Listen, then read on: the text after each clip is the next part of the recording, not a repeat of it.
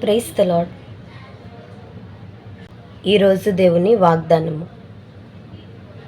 శ్రమ దినమున నీవు కృంగిన ఎడల నీవు చేతకాని వాడవగుదువు. సామెతల గ్రంథము 24వ అధ్యాయం 10వ వచనం. ఈ వాక్యం ద్వారా మనం తెలుసుకోవాల్సిన విషయం ఏంటంటే, మనిషిగా బ్రతుకుతున్న ప్రతి ఒక్కరికి శ్రమలు వస్తాయి. మానవ జీవితం పువ్వుల పాన్పు మాత్రమే కాదు, అప్పుడప్పుడు ముళ్ళ మీద కూడా నడవాలి. ఈ విషయాన్ని మనం అందరం జీర్ణించుకోవాలి.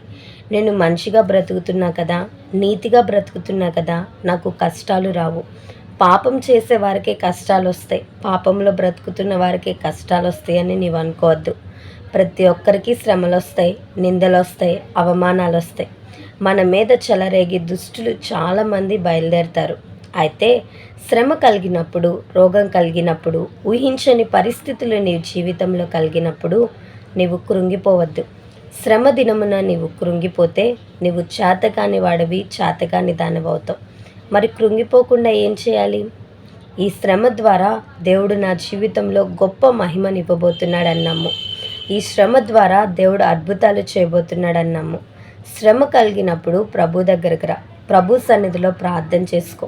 ప్రభువా, నాకు ఓపికనివ్వు, శక్తిని నాకు ఇవ్వు, శ్రమ నుంచి విడుదల దయచేయని దేవుని సన్నిధిలో నీవు అడిగితే గొప్ప విడుదల దేవుడు నీకు ఇస్తాడు, గొప్ప ఆదరణ దేవుడు నీకు ఇస్తాడు. బైబిల్లో దావీదుకు శ్రమలు వచ్చాయి, ప్రభువుని ఆశ్రయించాడు. హిజ్కియా రాజుకు శ్రమలు వచ్చాయి, దేవుణ్ణి ఆశ్రయించాడు. ఆసా అనే రాజుకు శ్రమలు వచ్చాయి, యోబుకు శ్రమలు వచ్చాయి. శ్రమలు వచ్చినా కానీ వారెక్కడా కృంగిపోలేదు, ప్రభు దగ్గరకు వచ్చారు కాబట్టే వారు బలవంతులయ్యారు.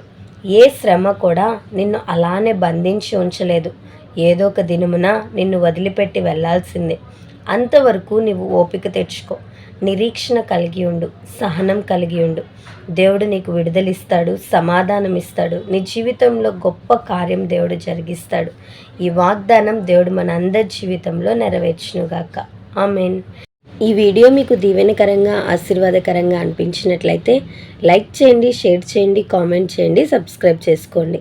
మీ ప్రార్థన అవసరతలను మాకు కామెంట్ రూపంలో తెలపండి. మీ కొరకు తప్పక ప్రార్థిస్తాం. God bless you.